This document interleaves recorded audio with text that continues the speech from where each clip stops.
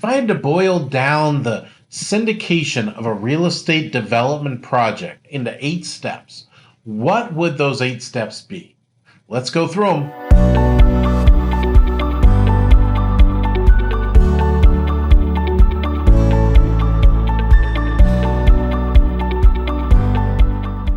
My name is Tilda Moschetti. I am a real estate syndication attorney with the Moschetti Syndication Law Group. I'm also a real estate syndicator and developer myself. I thought it would be interesting to break down, to distill into an 8-step model of what a real estate development syndication project would look like, what they look like from a very high level. Now, each of these probably has another 50 different steps, but I thought it would give a unique view of what the landscape looks like, so that if you are looking to do a real estate syndication development project yourself, it might give you an idea of whether or not it's something that intrigues you or it's something that you want to run from. I think it probably will intrigue you enough that you'll want to keep working on it, but who knows? So let's go through what those 8 steps would be. So number 1 is find the suitable property and create a business plan. Now, obviously, if you're going to develop something, you got to have something to develop on, and you got to know kind of what you're developing, right? So for the piece on the business plan, I like to rely on the FIT, of course, the founder investment theory. What it is actually that you're going to be building should also have a compelling vision behind it, a reason for why an investor would want to invest into this. If you were going to invest in this completely block thing that nobody would be very interested at all, you're going to have a really hard time finding an investor who's going to help you out do that. If, however, you're building this fancy resort or this beautiful luxury apartments with fountains and a lake, or if you're building, a retail center that features some new novel technology or something like that, that's compelling. That's got a story to it, and investors are going to want to invest. And then you obviously need to find that property where you can do that. And then you need to make sure all the numbers line up. So the business plan needs to be complete with exactly how you're going to do it in terms of costs. You got to have pretty early on what those costs roughly are going to look like, what the hard costs are, the soft costs are, what that looks like. That way you can start building a story for your investors that's not just an emotional, compelling story, but also has a rational, this is what we're going to do component to it. Number 2 is start assembling your team. You cannot do development alone. You're going to be out there swinging a hammer yourself? I don't think so.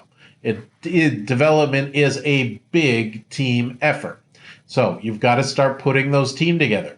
This team is also going to be important for your investors to know who they are, because you're using their resumes in addition to yours as reasons for them to invest. The more grade A people that you've got, the more interested an investor is going to be involved with. So that is also a major part of it as well. It's great to give a helping hand to the people who does great work, but they don't have a resume to speak for itself. That's great, but you got to have some heavy hitters in there as well. And mostly, though, you need to make sure that it's competent, that it's a team of players that absolutely can deliver. You've got investors' money here. You've got to deliver for them. Number 3, now you got to find investors. You should have been looking all along. You should always be looking for investors. Every day of the week, every week of the year, you should be looking for investors, growing your investor network. But this is the step now where you're really finding investors and starting to let them know that you've got this project coming along, and are they interested? You got to get those soft commits. You got to make sure that the business plan can go forward and that their money is part of it. Step number 4 is arrange for financing. So you're going to most likely be using not only investor money, and you're not going to be paying all cash. Most likely, most developers use bank loans or hard money loans or some sort of other form of money in order to complete the project.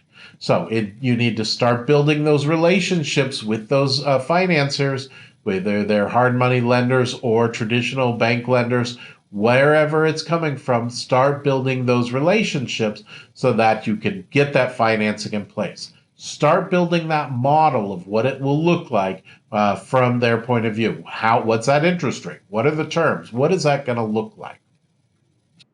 Number 5, my favorite piece is putting the syndication together.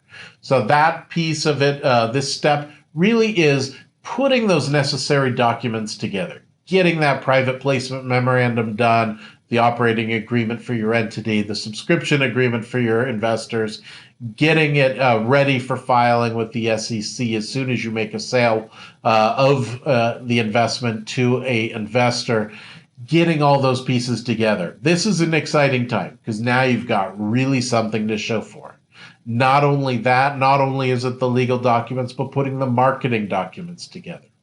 And once those are done, it's getting investors in.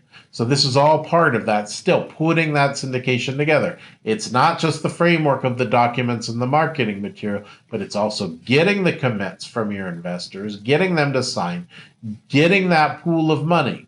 Once that money's there, then you can go on to step 6.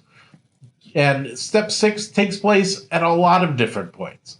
This is just getting those necessary approvals.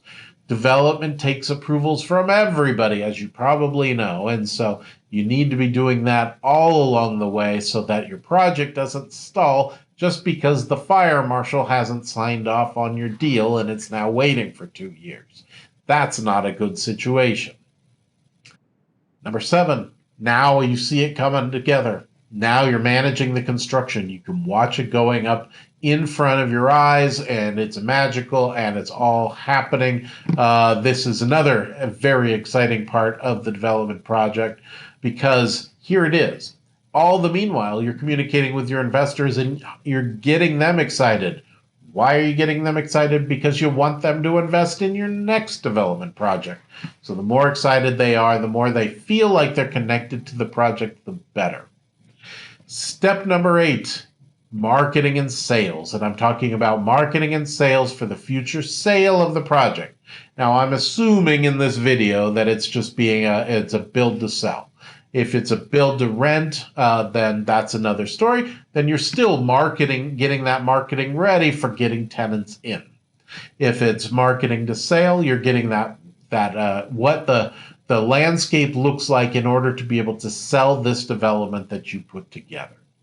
Once it's there, then you're now putting it out to market and you're getting it all done, and you pay off all of your investors, and it's a grand day, and you've completed your first real estate development syndication from opening to closing, and that is the basic process. So let's go over those key 8 steps one more time just so that they're there. Number 1, identify a suitable property and create a business plan. Number 2, assemble a team. Number 3, find investors. Number 4, arrange for financing. Number 5, put together the syndication. Number 6, obtain necessary approvals. Number 7, manage the construction. And number 8, marketing and sales of the underlying asset itself. My name is Tilda Moschetti. I hope you found that helpful and a little bit enlightening, looking at the development process and syndication together from a high level about how it all comes together. If we can help you with your real estate syndication development or a real estate syndication or any kind of syndication or private equity fund you're putting together, give us a call. We'd be happy to talk with you.